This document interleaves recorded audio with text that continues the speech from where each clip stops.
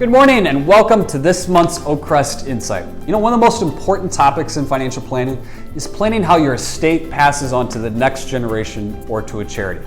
Now, it's not the most fun subject, but it's a very, very important one. So today I'm going to talk about a few mistakes I see and things that you should be doing here in 2020 to maximize how much of your estate passes to the next generation, especially with the changes in estate laws this year.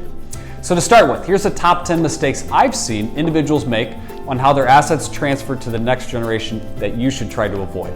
Number one, not having a real plan, right? Without a will or trust in place, state succession laws, probate processes will help determine where your assets go. Not updating plans over time, right? If a new family member is born, beneficiary passes away, you have a marital status change, or you move to a new state, you should update your will and trust.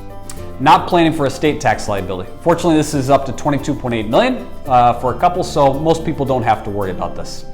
Improper ownership of assets, right? Making sure your assets are owned how you'd like to have. Lacking liquidity. This is a big one. If you own all your assets in real estate or businesses, how are you going to pay the taxes when that passes to the next generation so you don't have to liquidate that real estate property or liquidate your business? Not considering income tax implications on your beneficiary. I'm going to talk a lot more about this here in just a second, right? Because this is a very, very important one. Not incorporating charities. Many individuals tithe to their church or support a local charity. So in your trust, you can name some of these if you'd like to. Not reviewing the impact of beneficiary decisions on retirement accounts. This is where I'm going to spend a majority of the time today talking about, as I've seen ex-spouses be beneficiaries on accounts after a divorce and never renaming children. And lastly, and number 10 here, is beneficiaries trump what a trust says, okay? That's very, very, very important, right? So if you list people in your trust, but the beneficiary of your IRA or life insurance policy is your ex-spouse, it goes to your ex-spouse. It doesn't go in that trust, all right? So you got to fund things and make sure these are all coordinated. Now, effective January here in 2020, many new estate tax laws became effective, right? So we're trying to review all of these with clients as we meet, but here are some of the most important changes. RMDs were pushed back to age 72 now instead of age 70 and a half. If you started RMDs for your inherited IRAs, if you inherited from somebody, or for your asset or IRAs prior to January 1st here in 2019, you don't have to make any changes, okay? So this doesn't apply for you. But going forward, if you pass away or you inherit an IRA from somebody who passes away this year or later, it eliminated what's called the stretch provision for IRAs for majority of beneficiaries. Now, a stretch provision was an estate planning strategy for IRAs where you could take out a small amount over your lifetime or the deceased lifetime. The following here are still able to do that. We got spouses, disability, chronically ill, and if you're not more than 10 years the beneficiary is not more than 10 years younger than you, you can still do that, as well as certain minors. However, a majority of all other beneficiaries now have to withdraw all the assets, pay all the taxes over 5 or 10 years, okay? So as you can see from this chart, on the left-hand side is the people who still don't have any of those changes I just talked about.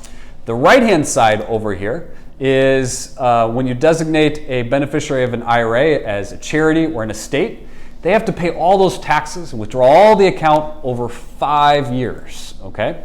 Now, the most common one, okay, that we're seeing here with this, as you see from this graph, is now over 10 years.